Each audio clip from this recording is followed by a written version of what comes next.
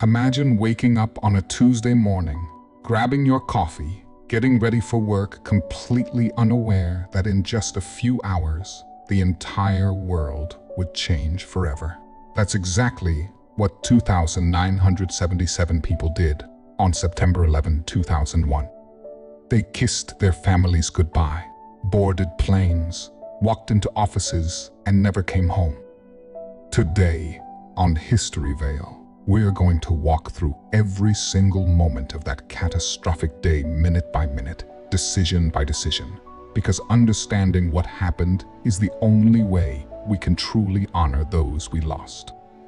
Welcome back to History Veil, the channel where we pull back the curtain on the moments that shaped our world. If you're new here, make sure you hit that subscribe button and turn on notifications, because we cover history the way it deserves to be covered, deeply, honestly, and without cutting corners. Today's video is going to be a long one, but I promise you, every second is worth it.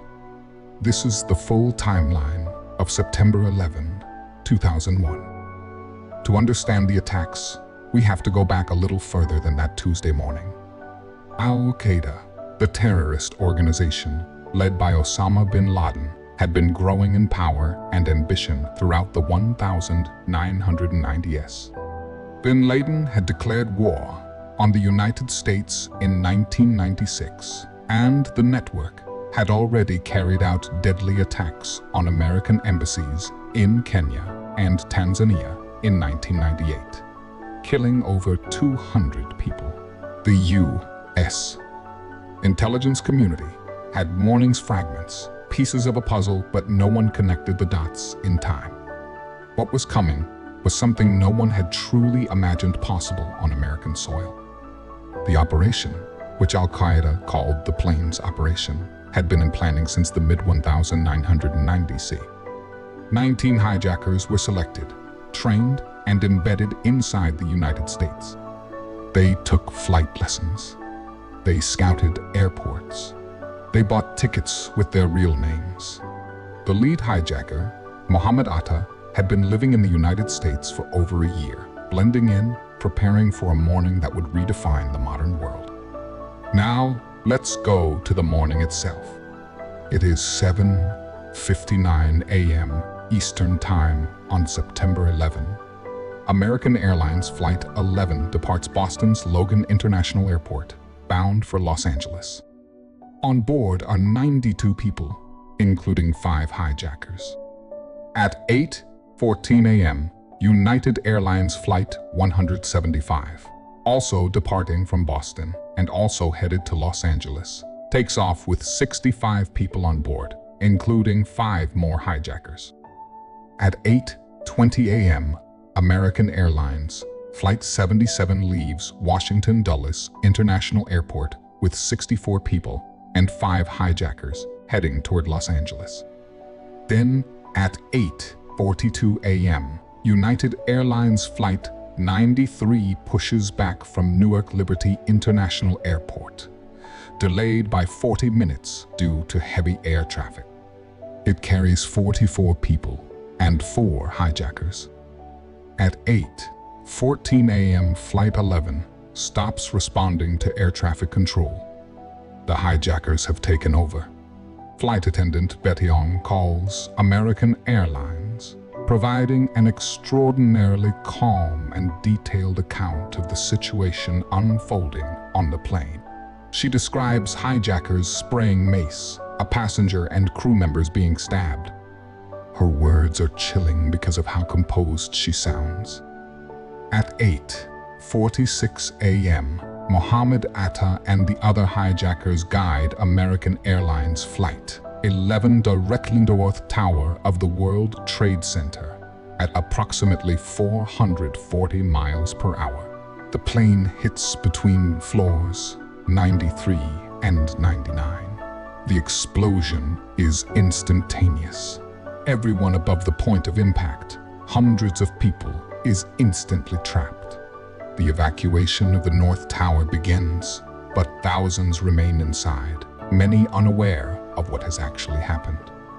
For 17 minutes, The world watches in confusion.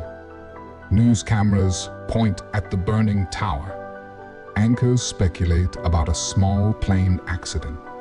Then, at 9:03 a.m., United Airlines Flight 175 banks sharply and slams into the South Tower between floors 77 and 85. This time, the whole world is watching live. There is no question anymore. The United States of America is under attack. At 9:37 a.m., American Airlines Flight 77 completes a 270-degree turn at high speed and crashes into the western facade of the Pentagon in Arlington, Virginia. The symbol of American military power is on fire. 189 people are killed, 64 on the plane and 125 inside the building. The U.S. military scrambles fighter jets, but it is too late for the Pentagon. The entire national security apparatus is now in chaos. Meanwhile, on board United Airlines Flight 93, passengers begin receiving phone calls from loved ones on the ground. They learn about the World Trade Center. They understand what is happening. They understand what their plane is intended for. In one of the most extraordinary acts of collective courage in American history, the passengers vote to fight back. Todd Beamer's final recorded words, "Are you guys ready? Let's roll," become a rallying cry for a generation. The passengers storm the cockpit. The hijackers, realizing they are losing control, begin to roll the plane violently. At 10:03 a.m., Flight 93 crashes into a field near Shanksville, Pennsylvania. All 44 people on board are killed. The intended target, believed to be either the U.S.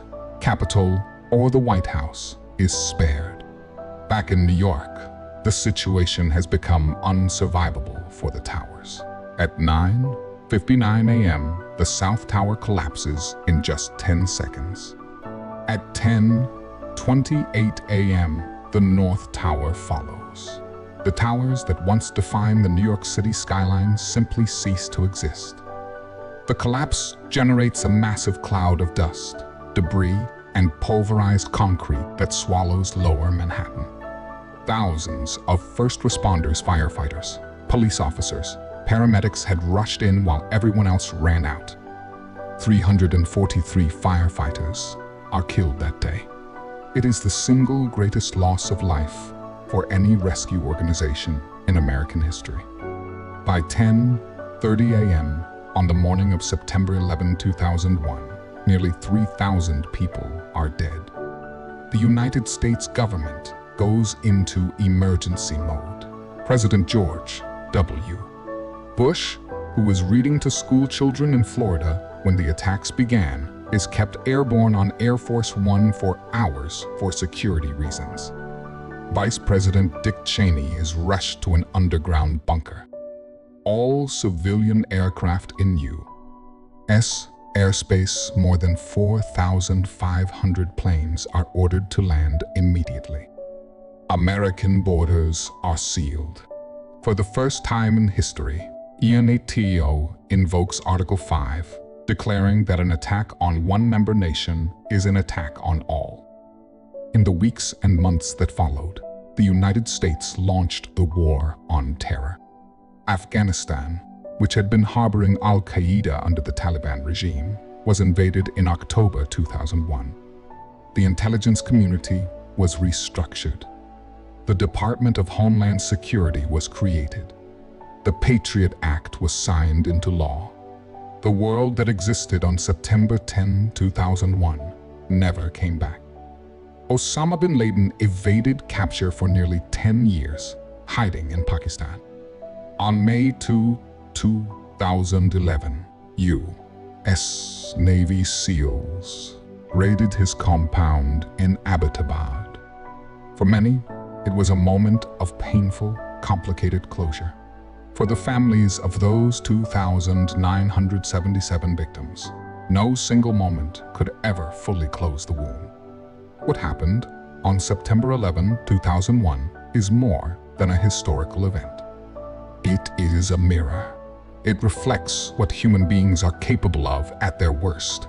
And in the stories of the passengers of Flight 93, the firefighters climbing toward the flames, and the ordinary people who help strangers through the smoke at their absolute best. We owe it to those 2,977 people to remember. Not just where we were when it happened, but who they were, what they dreamed of, who they loved. History is only powerful when it stays personal. That's why History Veil exists. Not to recite dates and facts, but to make sure that the weight of these moments is never lost. If this video meant something to you, please share it with someone who needs to hear this story. Leave a comment below telling me where in the world you're watching from. It genuinely moves me every time I see how far this community reaches. And if you haven't yet subscribed to History Veil, now is the time.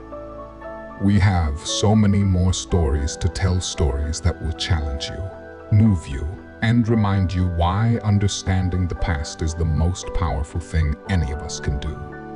Thank you for watching. We'll see you in the next one.